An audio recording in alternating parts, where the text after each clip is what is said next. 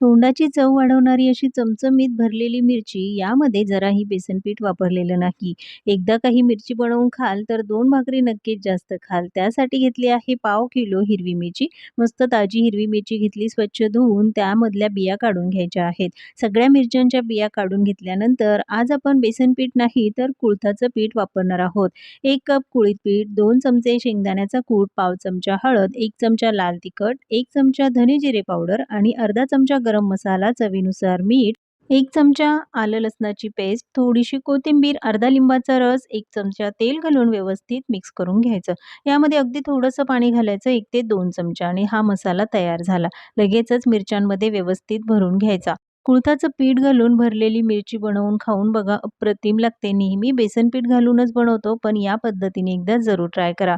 सगळ्या मिरच्यांमध्ये मसाला भरून घेतला, की पॅनमध्ये 2 चमचे तेल घालायचं. यामध्ये या सगळ्या मिरच्या घालून घ्यायच्या.